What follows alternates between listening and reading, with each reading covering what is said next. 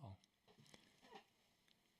Good evening, everybody. Welcome, welcome, welcome, welcome. It is a wonderful Monday, Memorial Day. Thank you very much for taking time out of your day to go ahead and join us. We decided, you know what, we're going to just start this technological thing, and they called the show. And you know what, the man, the myth, the legend is going to join us at some point. So You know, when he if does, I'd send him the right link, I sent him. Unfortunately, he's like link, and I sent him the YouTube link. Whoops. he's like, Hey, first I day would on like the to join internet. this show, not just watch this show. Yeah, exactly. He's gonna watch the show about about himself tonight. You, Yeah. you know what it is? I'm trying to think. You've been off for so much. I think that's part of the problem. It probably is. It probably is. You got to practice. Well, the messenger is also messy now because on this particular computer, it wants me to use the messenger app, and I don't know if that's part of the issue. Is that yeah, if maybe some people I can't message through. I don't know. So we will see. Mike just saw my thing, the link. So hopefully he'll be with us in just a second. But yeah, tonight we're going to talk to Mike about his wedding playlist. Now, first off, in the description of the video, there is his Mixcloud link. Go there, click on that right now because he's not here with us yet. Click on that and go there and log into your Mixcloud account and subscribe to his channel. I've been using Mike's, and this is under by Dan's suggestion, is I've been playing these and listening to them while I'm out running because it's a great time to kind of, and I don't want to say maybe practice, isn't it? But to study what other DJs do. And Dan, now when you kind of ran across this, how were you listening to Mike's weddings when you the playlist and such? So everything just basically started because I would like listening to mixes. I like just listening to people and doing their thing. And I always liked just hearing Mike's because it's pure straight feed. This is not something he did in his basement studio and, fixed all the, polished all the mistakes and everything else. He took exactly what he does from his live events and posts it. And that's what I loved because it gave me that raw piece in the element. And it wasn't just the song tracks. It was the transitions. It was some mic work that he does. No pun intended to his name, but just a lot of fun with what we were doing with that. And so that's where it started. And then it was great because the length that he uses as I was getting into just like practicing for 5Ks and starting to get used to run like a smaller distance, it fit perfectly. I mean, it would cover my entire run without having to jump between two or three different ones. And joining us now is the one and only Mike Walter. Good evening, Am Mike. am I am I on? Can you You hear are me? on, and you are Okay. here. I sound all right. We were just kind of doing the what got us into kind of following your Mixcloud account and what you've been doing with that and such. And both Dan and I have been utilizing it with our running, as he was just talking about and such. So part of this show is going to be towards the end. We'll talk more about the running side of it for those of you who there's questions that come up whenever we start talking about running. It's like, hey, and how does Mike? There's people who still follow your running out there more than probably we do, which is kind of crazy. But hey, so Mike, so let's kind of start. What was the impetus behind putting your wedding play, what you're doing, up on Mixcloud? So the main thing was clients started asking us, and probably going back about 10 years, I guess, is when some clients just started asking, hey, could we hear you guys mix before we book you? And this was a fairly unique thing. I had never in my career gotten that question. And all of a sudden we started realizing, okay, so if we had a platform where clients could just listen to some sets and listen to us mix, and so we just started, and when I say we, I mean myself and a few of my DJs. I encourage all of my staff to do it, but some of them have taken the bull by the horns and run with it, and some of them don't, which is okay. But it certainly is a huge factor to help us book the DJs if they keep an active Mixcloud or SoundCloud page, because some clients just want to pop on there and hear. And I know the clients are engaging with it because every once in a while I'll meet with a client a month or so before their wedding, and they'll say, "Hey, we loved what you played at, um, at John and Lori's wedding. Can you play that stuff?" And then I'll have to go back in my Mixcloud and like preview and listen to that set again. So clients are certainly paying attention, and like I said, they're asking for it. So that was the main impetus. The fact that DJs like yourself listen as well and give me compliments from time to time is gravy to me. It's a bonus, but you're not my intended audience. Prospective clients are. Well, absolutely, and I would definitely imagine that we're not the ones who are going to make you money from Exactly. what you did. So that Yeah. makes 100% sense. One question that as we get into this, I always am kind of curious how you go about like the recording of your set, because different people kind of have different elements, and I love the fact that not only do you have yours like you recorded it, but you make an effort to make sure that it's up I'm going to assume less than 24 hours from finish. Usually, It's yeah. So posted somewhere. I record my sets internally through Serato. Serato is pretty much just set up to just hit record and go. And when I'm doing a wedding or any event, really, I pretty much hit record at the beginning of every set. Now, some sets, I 4 songs in, I don't like the direction it took, or maybe I threw a clunker of a mix in or something. I'll be honest, and then I just stop hitting record and I don't save that one. But if I feel at the end of a set that, wow, that was a pretty good one, then I'll hit save. And then a lot of times, especially if I have a long drive home, I'll listen to it on the way home. Like I'll just pop open my laptop in the driver's seat, and I'll preview it and I'll listen to it, and I'll and then I'll go, okay, that sounded pretty good. Or maybe the next day I'll upload it to Dropbox, and then like you guys are saying, I'll listen to it on a run or on a workout. And if I feel like, okay, yeah, I like this one, I like where it went, I like the things I said, the mixes are all pretty much on, then I'll upload it. So when you're listen back and such, how often are you listening to it and you're like, yeah, this is just no, it's a no to be posted type of thing compared to Maybe 50-50. And some of okay, that is, I might have an off mix that hmm didn't sound great, or some of it is just, listen, I live and die by I'll do anything for my clients. So I can be 5 songs into a set, and if my bride comes up and says, "Hey, my uncle Joe is leaving, can you play that slow song that we talked about?" Yeah, sure, I'm going to do that. But then, like, now I got to hit the lead on that set because it just doesn't work. So if for some reason I had to take a hard right hand turn or whatever in the middle of a set, then I'm just going to not save it. My goal is I'd like to get at least one set out of every event that I do. And I pretty much do that. And you're right. I usually upload it, a lot of times the next morning or the Monday of, because I might as well just get it done and I can delete it off my hard drive and be done with it. One thought I had to kind of this set is By the way, cheers if either of you are drinking. Cheers. I got my water. we got water. At the Yeah. end of a 3-day We're weekend, I'm treating we're myself to a bourbon. we're hydrating because of the weekend. One of the things that I think has been an interesting piece to this, as I've started to record my own mixes with the intention that I'm going to upload them, it's made me more purposeful when I'm picking tracks to not pick the same ones together, because I've already posted that, or I've already posted that like twice out of the last, I don't know, 20 of them. Yeah. I know I'm being way more particular. Does that ever cross your mind when you're doing it? Absolutely. I started shaking my head halfway through your setup on that question. And yes, it does. I mean, for example, I like to upload my opening dance set from a night. One of the reasons I like that is, and again, you guys are not my intended audience, but I do get some very interesting feedback when I put up a 45-minute dance set, which in my market happened before people even sat down for dinner, which in a lot of markets in throughout the country, that blows DJ's mind. Like, you did 45 minutes a dance. And so that opening dance set to me is really kind of, I like it. I like to upload that. And there's probably 5 or 6 go-to songs that I open up a dance set with. And so I've gotten to the point where I'm like, oh shit, I've uploaded September too many times. I've uploaded this song too many times, ABC too many times. So now I got to kind of think outside the box.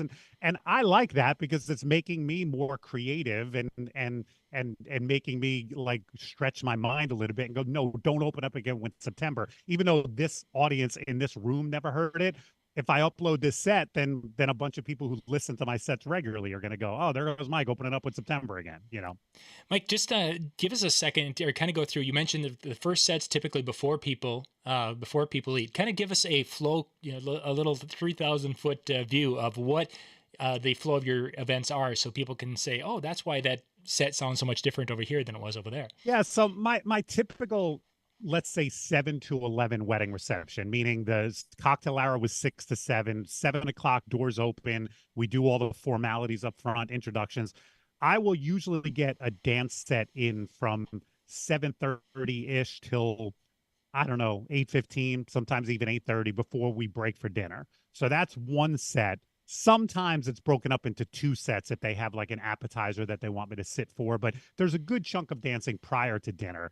And then after dinner, it used to be two sets broken up with cake cutting. But now a lot of days, I don't know if you're finding this in your market, a lot of our couples don't even break for cake. They do cake off to the side or private cake cutting or whatever they're calling it nowadays. And so a lot of times I'll get the guests back at like 9:15 and I'm going straight through to the end of the night, 11 o'clock or whatever. So a lot of times my after dinner dancing is an hour 45, sometimes 2 hours. Do you feel that? Well, let me go a different direction than what the question I was going to ask. So with that, Oh, now I'm with that, interested in I'm fascinated what you were about to ask and didn't, but okay, good. we can talk about that after the show, if I still remember at that point. But do you find that when you're recording that secondary set, then, and we'll assume it's the long version because it's not being broken by cake, do you have a tendency when you're going to go and you're going to upload that for later to just, you know what, I'm going to cut it here. You know what, that's long enough. I don't need to go the full 2 hours, because I did like, I don't know what it was, within the past 2 weeks, you posted like a almost 3 hour one, which was very uncommon, at least from what I've come across with your Was page. that the one from, I did a corporate event recently. It was kind of a luncheon, and This that was was the one that had 3. the after party with it. Like the after Oh, party okay. was Yeah. So part of that was the a wet, part of the right. night. So that was a wedding that I did, which pretty much, I think I had about an hour and 45 minutes after dinner till the end, but then they had also tacked on an hour of overtime. So yeah, that was about a 2 hour and 45-minute set. So, yeah, what I tend to do is if I slow things down, that's when I break off a set. So like, and a lot of times with that, if I'm looking at 2 hours after dinner, in my mind, I might break that up into two dance sets. Like I'm going to try to get them to 10 o'clock and then slow it down for the couples. And then when I pick it back up in my mind, that's now the last set of the night. And usually when I'm recording, I'll break that up and I'll hit save after as I'm going into that slow song. So, Mike, when you're what you're playing in these sets, how has that? Does that take into account just your experience in different things? Are you doing requests from the guests? Are you doing bride and groom songs? Because I've heard of a lot of eclectic music that in some cases, have never played. And John, when I post the sets online, I usually try to give a thumbnail sketch of that. As with every DJ in the industry, I assume I have every ray of the spectrum as far as client requests goes. Some of I just did a wedding last Thursday night.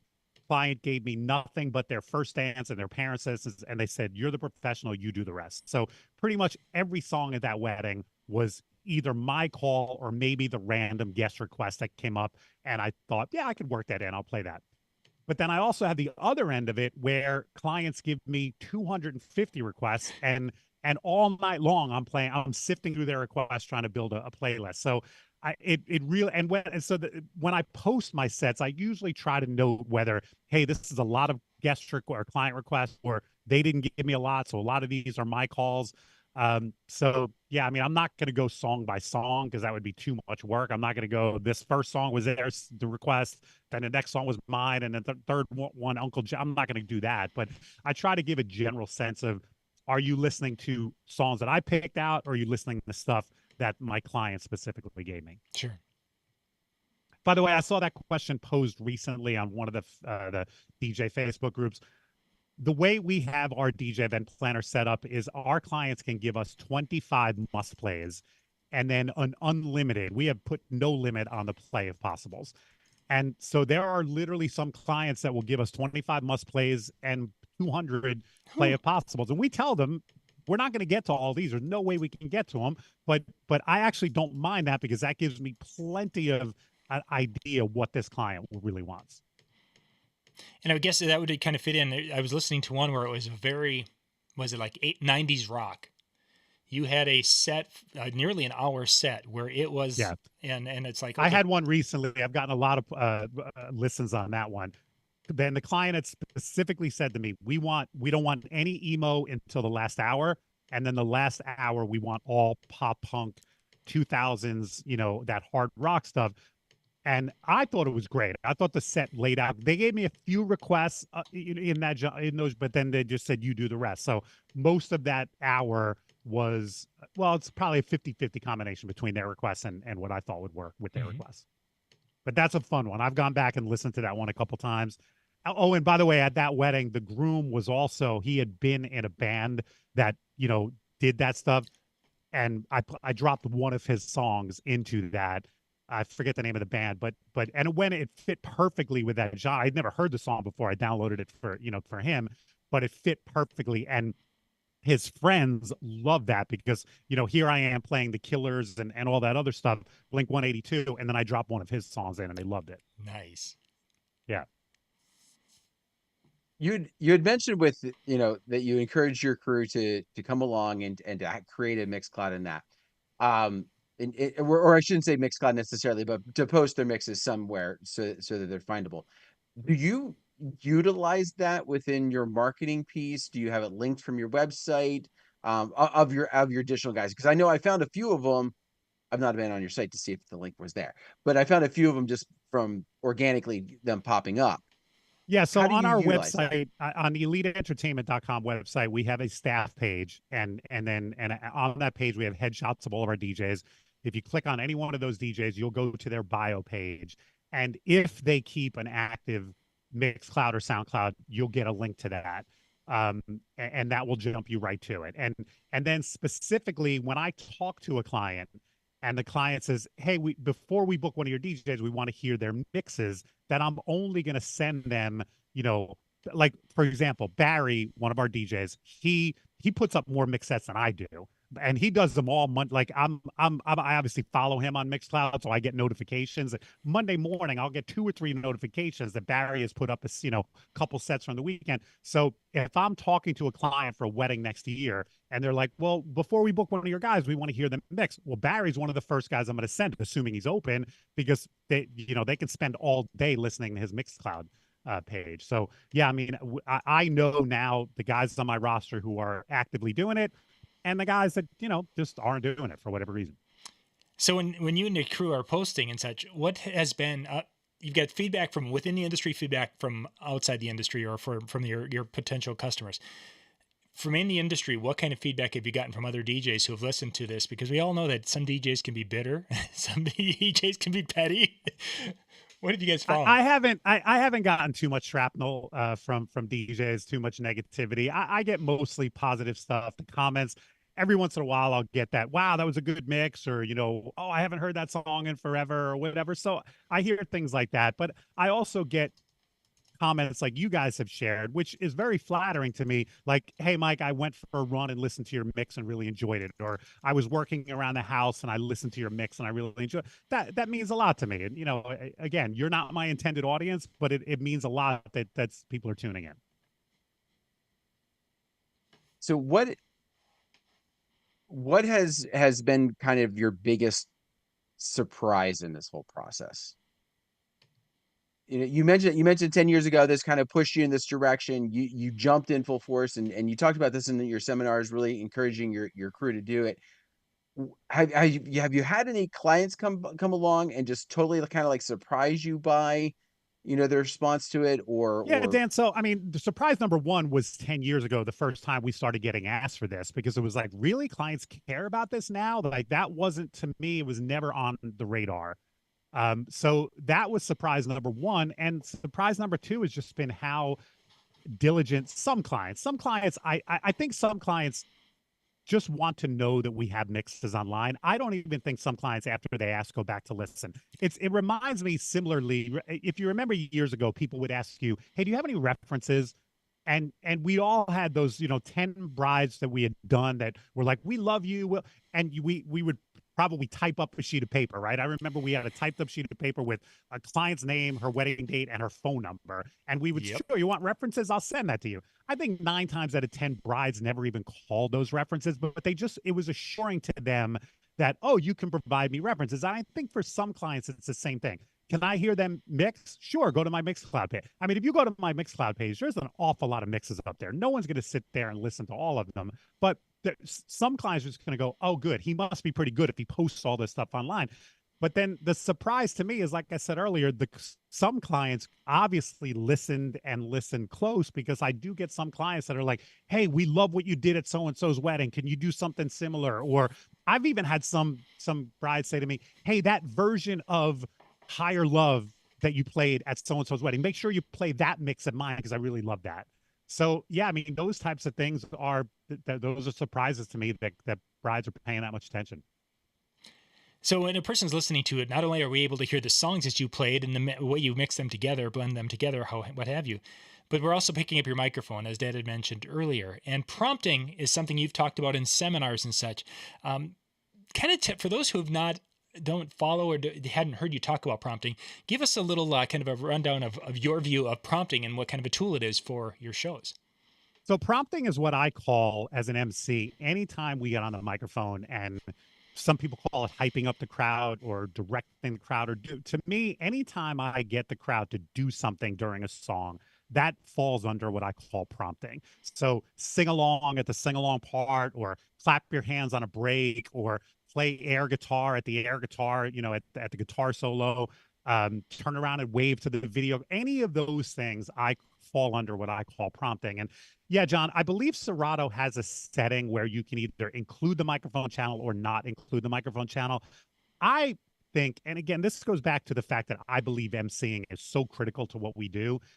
I want my clients, if they're going to listen back to my sets, I want them to not only hear me mixing, but hear the things I say. And not Yes. only what I'm saying, but how often I'm saying it.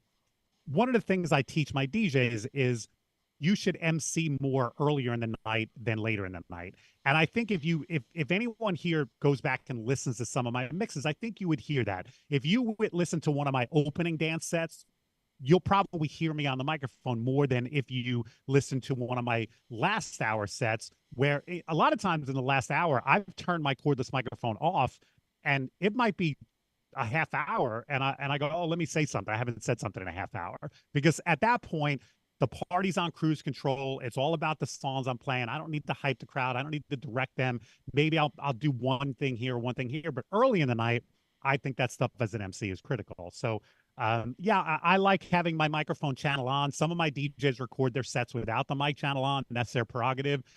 I'm proud of my voice, and I'm proud of the way I can direct the crowd. And I think when a client listens back, that gives them the whole picture of everything, not just the music that's being played. I mean, I there's have some one. I don't think I uploaded it yet, but I have one from this past weekend. In a set, I did the Macarena. I think it did the Macarena and the YMCA in a set, both requests from and I recorded that. So when I upload that, you're going to hear me as an MC directing the Macarena, directing the YMCA. I want to put sets like that up just so people can. I know a lot of people are anti-audience participation nowadays, but some people still want it. I think there's a lot of push for it in the positive direction, and I think that's one of the keys. I can't stress enough, in my viewpoint, from hearing that mic aspect, because you hear clients who don't want the cheesiness, right? That's what they say. But I don't think it's what we do, but how we're coming across and doing it, and how you're setting that up, and how you're presenting that with your audience, um, changes kind of that vibe there. So I I appreciate you having it on. I also appreciate as a student of our art, hearing that.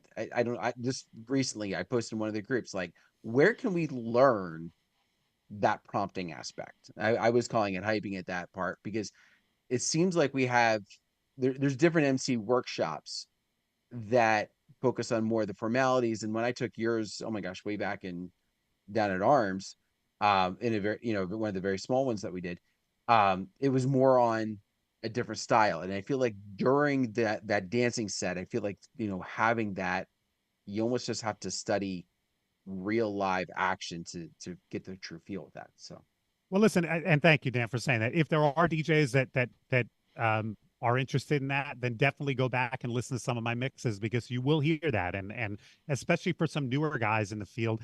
But let me also just clarify that that's my style. It's not everyone's style, and I'm fine with that. I'm also fine with. I'm sure that there are some clients that listen to my mix sets and maybe go, "Yeah, I don't like. He's too much on the microphone." That's fine. That's not my client. Well, I'm not. Nobody is the perfect DJ for everybody. And so if there is a client that's like, "Hey, I don't want anybody on the microphone, just play the music and shut up," I'm not the DJ for you. And I'm okay with that because I do think that there are enough clients out there that want my style and they'll fill my calendar for me.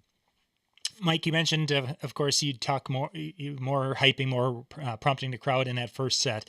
You've got some bangers that you like to utilize in that, or the big songs you like to utilize in that first set. Talk a little bit about the type of music in relation to the type of crowd you have when you're having to basically pick that 45-minute set. You've maybe got a couple of songs that going in you're going to do, but the rest of it, the part about the reading of the crowd to compile the rest of that set, how much do you utilize that when assembling that first set on John, site? the entire set is, to me, programming is all about observation. It's all about reading the room. It's all about who's on the dance floor, what's their energy level on the dance floor, what do I think they're going to respond to, how are they responding to the current genre that I'm playing. Like if I just dropped Dancing Queen and the dance floor packed, oh, cool. Okay, so they like the 70s stuff. Let me maybe do one or two more of that. If I go into something and I see a few people leaving, or even if they stay on the dance, you can tell when people's energy is just going down a little bit. It's time for a new direction. It's time for a new genre or a different thing. So, the people who are able to post on social media while they're doing a gig, it surprises the hell. I mean, other than dinner, sometimes during dinner, if I sit down, I might post something. But if you're posting on social media during a gig, to me, that tells me you're not paying or looking at your cell phone or doing anything else. It tells me you're not watching your dance floor. And if you're not watching your dance floor, you're missing so much, so many of the clues that crowd is sending back to you that's going to help you be a good programmer. So, yeah, I usually open up a dance set knowing what song I'm going to open with, obviously.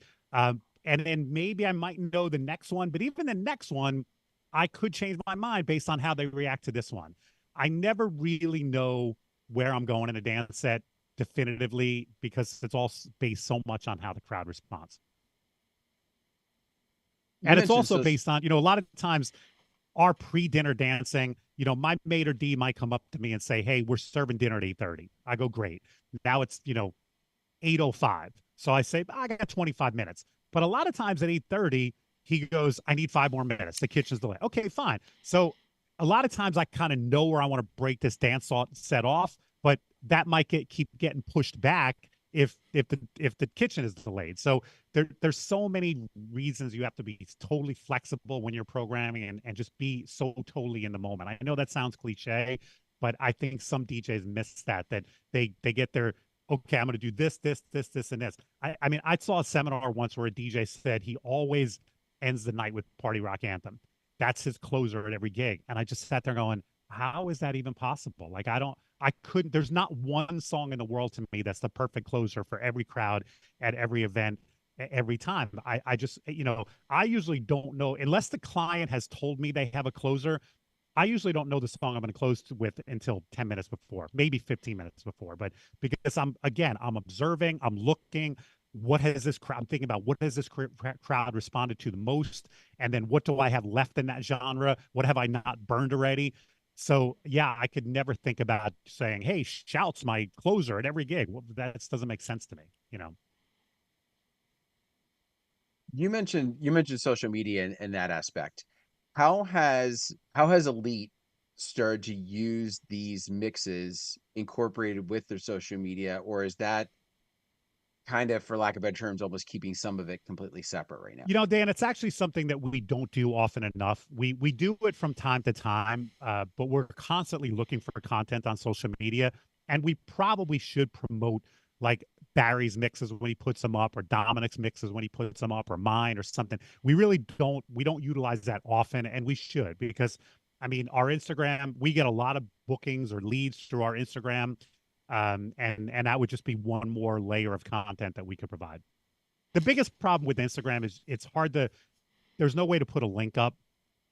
So you have to like change the link in your profile. So to me, that's a big, on Facebook, you could say, here's my set. And then, you know, the link is in the comments, but you can't really do that on Instagram. So it's a little bit of a hassle. But we should do it more often. So when you've got the other guys that are posting, and then you've got yours that have been, do you listen to the other guys and kind of get ideas from them? I mean, sometimes they're a little John, when I have time, I do. And not just have ideas. Like, I mean, again, Barry, not to stroke the guy, but he's one of our best DJs on staff. He's a phenomenal mixer, great programmer, knows so many different genres of music. So I love when he put, and a lot of times on Monday morning when I get in the office, I go, oh, Barry put up a new set, and I'll start listening to it. But then, you know, I get a phone call or I get interrupted. Sometimes I get 4 songs in, sometimes I get 1 song in. Yeah. But I try. Yeah. I mean, so, especially my newer DJs, if they post a set, because you know, I might have some criticism too. I might have some feedback for them. Go, hey, you know, you could have done this a little bit better. So I've never had to tell a guy to take a set down because it's so bad. But you know, sometimes I'll call a guy and go, hey, listen, I listen to your set. I think it's really good. But if you listen to this transition, it could have been a little tighter. Or you know, you layered vocals on this transition. Try not to do that. Those types of things. That led to my next thought here was, you know, how much do you, how polished, for lack of better terms, do you want it to be? I mean, I've heard you even allude in some of the write-ups that you've done, like, you know, I knew there was a couple transitions in here that maybe were not as great as they should have been. But when it's not just you, but it's also your company that's being represented here, is there ever, I don't want to say a push, but an encouragement to, hey, let's make sure we get this polished. And if it was the bad mix was at 42 minutes, let's cut it off at 40. Yeah, Dan, it doesn't have to be perfect, but there has to be more good in it than not good. Let's put it that way. You know what I mean? I don't, maybe I'm the only DJ that would ever admit this publicly, but yeah, I throw some bad mixes from time to time. I mix, you know, a lot of times it's not even about beat. The beat is off, but the phrasing is off. I'll mix, you know, halfway through a chorus, I'll pull out or something like that. But as long as, if 90% of my mixes are spot on and 10% are questionable, I think that's a pretty damn good percentage. And I don't mind posting that. And I think perfection sometimes can turn people off. Having something that's a little bit, you know, accessible and not perfect is, I think, sometimes a little bit more appealing. It shows it's actually done live and not something that is, you know, put into a program and not released until it's actually absolutely pitch perfect. Listen, I feel the same way about reviews, and maybe this is just me justifying the odd bad review every once in a while. But you know, if you have 100 reviews and every one of them are 5-star, I think some clients might look at that and go, "Is this for real?" But if you have 99 great reviews and one sort of complaint or one that, I think clients go, "Well, first of all, 99% is pretty damn good percentage, and that shows that some validity to the platform." Mike, you mentioned phrasing, talking about verse and chorus and such different elements of the songs that we need to know for mixing, and you have talked about those in your how to mix the things you've dealt with in the past. How much of that are you paying attention to across the board, and in conjunction with some of the technology and capabilities we have with the software today? How much of that is playing a role into your mixes? Are you doing it more old school, or are you using some more of the technology to kind of make it a little easier? So to answer the first part of that question, I'm paying a lot of attention to it. To me, the beat matching part of mixing is really only half of it. You can be matched perfectly, but if your phrasing is off, the mix is not going to feel good. It's not going to sound good. People are going to be interrupted. You know, if you pull out halfway through a chorus to go into the beginning of another song, people are going to stop and go, what is that? If you layer vocals, that you can, your beats can be on, but if you have the vocals from one song playing and the vocals of another, it can sound just as much of a train wreck as if your beats are off. So yeah, I'm paying a lot of attention to that, and I think it's really important to keep the transitions very smooth. But I am utilizing technology incredibly. I think I think I was an average beat mixer on vinyl. I think I was good on CD. I think I'm very good on Serato. So within that tech, since we went that direction with the technology piece, um, how I know you've mentioned that within your sets you're always, maybe 2 songs ahead at most, and that second song might go in a different direction based upon the response. How much of preparing those phrases and getting that set up is done in advance? Like I might do these two together because I was able to play with it in the office. Yeah, it's not necessarily that much, Dan, but I utilize my cue points a lot in Serato. So I have my cue points set up so that I know any song that I utilize on a regular basis. I know what's the intro. Is it 16 beats? Is it 32 beats? Um, Most choruses are 32 beats. So I usually don't note the length of a chorus unless it's a 48 or a 64.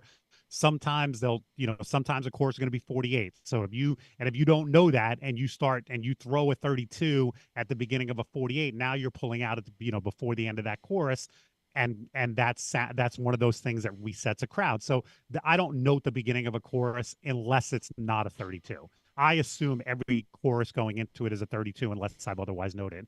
So any song that I play on the regular, I've done that homework, if you will. But then also when a client gives me a request in advance, if I've never played it before, I'm just not familiar, that's when I go through and listen to it and, you know, put in my cue points. What's my intro? Where does the vocal come in? Where's the first chorus? Is that first chorus a 32? Where's the break? Where can I get out? Those types of things.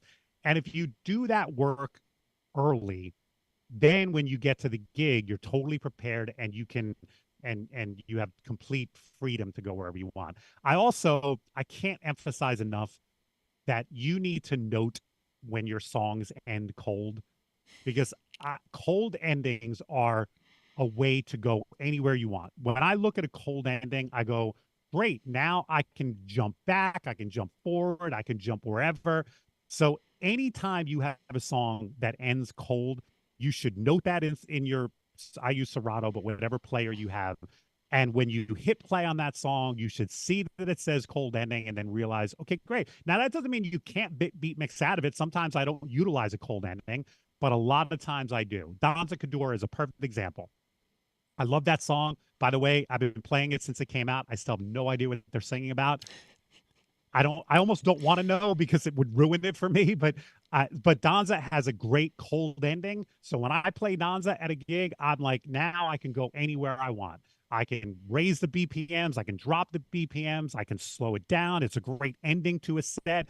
Sometimes it's a great last song of the night because it ends cold and ends hot. So whenever I have a song that has a cold ending, I've noted that in my Serato, and it gives me carte blanche to go wherever I want. You mentioned the different cue points that you're utilizing in different spots, and I'm listening to different songs, and you've got non-radio edits in many situations that you're using, whether it's got if it's a re-drum or maybe a quick mix and such. John, clarifying that non-radio edit doesn't mean explicit. What exactly. John is saying is it's not the album version. It's a remix or something like that. Yeah, exactly. A mix that has additional, or it's been shortened down to be a unique non-album cut. How are you? Is it that you have found some that you like to work with, or what made you choose these specific versions that you're utilizing? And then secondly, with that are those also kind of so you can jump out if needed quicker with some of those songs? Yeah. So first of all, when you say shortened, a lot of times I shorten the song. So one of the things I do when I set up my cue points is I don't know, some people call them jump points or whatever. I will often jump from the first chorus to the third chorus if I feel like a song isn't working. I have the beginning of it's usually the beginning of the chorus, but it might be something else. But a spot where I can jump literally 2 minutes into a song because I might want to shorten it. Love Shack is a perfect example. Sometimes I play Love Shack and it blows up and I go, well, I'm going to play all, what is that, 5 minutes and change? But sometimes it doesn't really land. But here's the thing about Love Shack. You can't get out before the tin roof rusted. Like some crowds will literally lynch you boo you if you get out before that. So, but I have cue points so that I can jump to that a lot quicker than waiting 4.5 minutes to get to that breakdown. So that when you listen to my sets and you hear a shortened version of a song, a lot of times that's me manually shortening the song by jumping to it. Okay. And then to answer your question about where I get these from, Promo Only has a lot of great intro edits that I love, and they usually do them really quickly.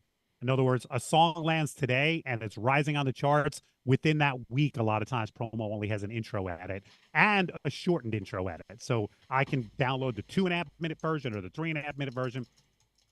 I also love Ultimix. I hope you don't mind me saying that. I don't know if they're a sponsor or not, but I love Ultimix. I've been a subscriber for many years. They have, when they release their compilations, they usually have a regular version and a quick mix version, which is just a shortened. So I usually don't even keep the regular. I only keep the quick mixes because who's playing? There's so few songs that I'm playing 3.5, 4 minutes of anymore. 2.5 minutes tops. So I'm curious, what's your jump point for Paradise by the Dashboard Lights? No. So I do have a jump. I think it's. Oh, really? I was just kidding with you on that one, but okay. Yeah. No, you want me to look it up? I do. I could show. I mean, Paradise is another good example. You can shorten Paradise, but you cannot get out before the Phil Rizzuto part. So when I drop Paradise by the Dashboard Lights, if it looks like the crowd is kind of into it, but not really, I'm just opening up Serato on this computer. So hopefully that doesn't mute me from you guys. Tell me if it does. Can you still hear me? Yeah, but we can still. Yep, you're good. Paradise by the Dashboard Lights. I know I have a jump point at some point, which basically just gets me to the Phil Rizzuto part a little bit sooner. Paradise by. Oh, though it's cold and lonely in the. Yeah, that is a jump point, and that will trim about 2.5 minutes off of that song. Yeah. I'll have to actually go look at that because I've never thought about jumping through that one, thinking that it was pretty much you've got to suffer the whole suffer. You don't. And it's so funny because I love Meatloaf, but God, I hate that song. That's why I mentioned it, because I've heard you bring that up before a few times. But I actually have Bat Out of Hell on my iPhone, and I listen to it without Paradise by the Dashboard Lights. Because every other song on that album I love, but Paradise by, and I'm sure as a kid I loved it, but it's just become played out doing gigs, you know. Mike, I think we're kind of nearing the end of our time here. You've had some great information and such, and thank you for being on with us tonight. It was a pleasure. Thanks for having me. Yeah. So these there's a couple of other mixes that I've seen you've done in there that are not wedding related. Can you talk a little bit about some of those other kind of mix sets that you do up there that maybe are a little more aimed for us as DJs? A number of years ago, I started doing a monthly top of the charts mix, and I did that for a number of years. Like every month, I would look at the top 40, and I'd pull about 20 of the top songs out and mix them together and put it up. I stopped doing that just because the charts don't change much from month to month. So a couple of years ago, I went to seasonal. So 4 times a year, I do a winter. I just posted my spring one last week. Sometime over the summer, I'll make a summer one, and then I'll do a fall one. And then I also do a year end, like a best of the year. So I do 5 mix sets now a year that are just based on the current new songs, not necessarily party bangers, but songs that are just riding on the charts that I think we as DJs should be aware of. And then I also do themed mixes from time to time. I was doing a lot of those during the pandemic when we weren't doing events, so we didn't have events to record. But sometimes I'll just think of a theme. You know, I did a money theme a couple years ago. I was like, you know what? There's a lot of songs about money. And I just, I have fun doing that. I pick out 20 or 25 songs and I put them together and I plan. Those are the ones where I plan them and practice them and make sure the mixes are dead on and everything else. But so those are the two types of non-event type mixes that I'll put up. Nice. Dan, you got any last DJ music questions before we jump to our next topic? I don't because I'm not gonna. It's not a question. I will give you a lot of kudos because I really enjoyed. And again, I know I'm not your target. I really enjoyed what you've done because it's given me a lot of inspiration behind some of the songs. And for lack of better terms, I feel the way that I I enjoy the way you mix. I enjoy the way you handle it because I feel like it fits also the style that I am most comfortable with. I'm not a heavy scratcher. I'm not going to be a wordplay guy. Like that's not in my wheelhouse. And I don't know if it's necessarily a direction I would want to go. While you may have used some of those tools, it's not something that you are in the face with. So when I'm able to hear that, I'm able to kind of think of some of those things and utilize some of those pieces in a way that becomes my training, for lack of better Yeah, terms, I don't use a lot of my special studying. effects. If you listen to my mixes, every once in a while I'll use the flange out or the effect out, but I very, very rarely do. If I do any kind of wordplay, trust me, it was a complete accident and coincidence, and I didn't intend for it to happen. And listen, I tip my cap to the guys who are amazing at that stuff. I think it's an art form, and I don't take anything away from it, but it's just not who I am. My transitions are basic and they keep people dancing. That's my whole goal with a beat mix or any mix, any segue from one song to the next is to keep the dance floor, keep people moving on the dance floor. That's my only goal. So, Mike, I want to segue for our last few minutes here to kind of an update. It's been a while since we've talked about your physical health, the getting in shape and improving your health side of things. That's been a big part of your life for the last 20 years. Because I've got pictures when we first met back in the early 2000s. Please delete those, John. I'm not proud of them. But I mean, it's part of that. It's part of the story. And to get where you are today.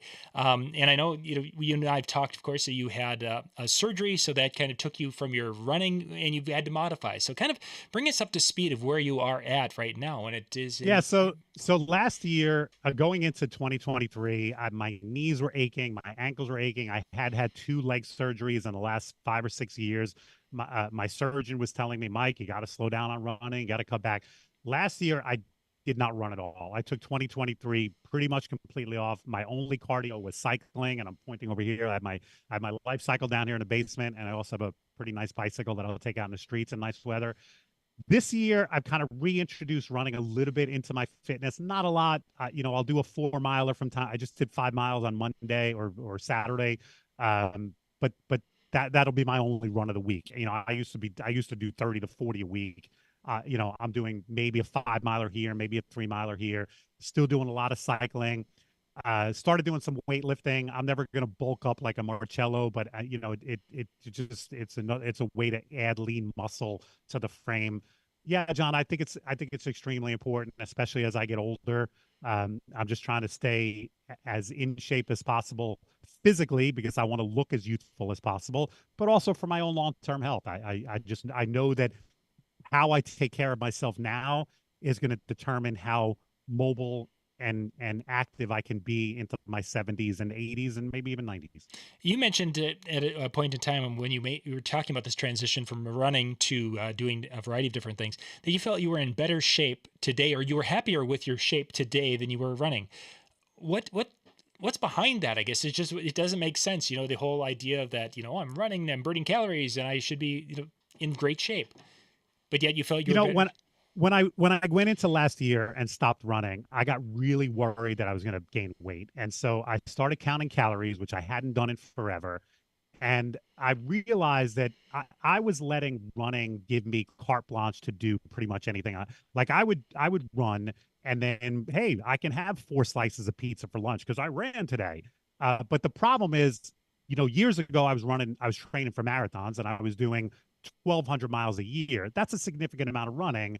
You can, cheat here and there and consume. But once you start cutting back and back and back, I mean, a 3-mile run every other day doesn't burn that many calories. So if you're still eating like you were when you were doing 40 miles a week and you're only doing 6, then you're starting to gain. And not that I got fat again, but in being aware of my calorie intake and aware of how much I'm burning on the life cycle and everything else, I've dropped about 25 pounds from the beginning of 2023.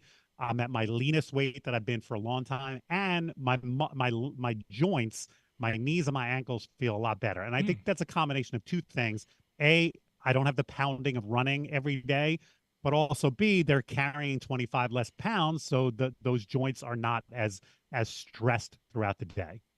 How does that correlate then on a Saturday night? Can you tell a difference between? Absolutely. Much more pain-free late into the night. I'm not like, oh, my knees are really bothering me now. It's the end of the night. Yeah, I definitely feel the difference at the end of an event, and especially if I've got a double or triple. I'm not like half crippled by the end of that 3rd gig. I still feel pretty good. Nice. Are Excellent. there some things? I'm gonna jump in here because please. this is something that I've been struggling with. Like, so as I've been adding miles, because John and I have decided to start running for whatever silly reason that might be the case. But what we've started to notice is that as I'm going through my night, I'm drinking plenty of water, but I'm still feeling like Sunday, like I was drinking alcohol all night. As you've gotten into that, was there any like things that you really kind of pulled into your piece to kind of help offset that, or was that not necessarily something that happened with your nutrition? I don't think I ever really had that, Dan. I've always, I mean, staying hydrated is really important. I know I'm having a bourbon now late at night, but believe me, I have drunk my allotted amount of water all day long, so I feel hydrated. But no, I really, even when I was running in, again, 30 to 40 miles a week, when I was really training hard, it was my joints that were bothering me, but not really anything else. I would feel it in the knees, I would feel it in the ankles. And P.S., I don't want to make running sound like it was a horrible thing. I love running. I miss it. I wish my body could handle the wear and tear. I'll probably never run a marathon again, and I'll miss them because those were some of the greatest days of my life. I've started to listen to the doctors who have told me listen to your body, and so I've cut back. I'll never give up. This year has taught me I don't have to give up running completely. I can still go out from time to time. Like I said, did a 5-miler a couple days ago, still felt great yesterday, but I'm not going to do a 5 today, 7 tomorrow, a 3 tomorrow. You know what I mean? I can't do that anymore. Cool. Awesome. Thanks, Mike. Hey, this is a pleasure, man. I listen to you. I tune into you guys often. So when you asked to have me on, I was flattered, and I really appreciate the time. Oh, great information. Great indeed. Dan, I think it's time we And got to go. And thank you for sending me the right link. That was nice of you. Yeah, exactly. I just kept sending you a link. He sends me the YouTube link. I'm like, am I watching YouTube? That's how you'll be on tonight. There's Thanks, guys. clickbait stuff, and we just figured, we're going to use your name. We're not going to Get actually one have more you on the listen. show. People are just going to click, and then we're going to have them. That's the way it's going to go. But Awesome. thank you very much, Mike. Again, check out his Mixcloud. I think Robin posted it in the chat at one point, but if not, it's pretty easy to search it and check it out. It's just Mike Walter at the end there. No, it's DJ Mike Walter. Oh yeah, sorry, Yeah, forgot that part. that's okay. It's not Walters either. Don't put the S on the end. No S. But no, I appreciate that. Check that out. As well as the other members of his crew, because I think you're gonna find it's all about learning and it's all about enjoying, and so enjoy that. We have to go. So on that note, I do want to thank everybody for checking in tonight. I hope you have a wonderful, wonderful rest of whatever your Memorial Day is. And as you kick off summer, hopefully it's the best that you've ever had. Have yourself a good one. We'll see y'all next time. Bye, everybody.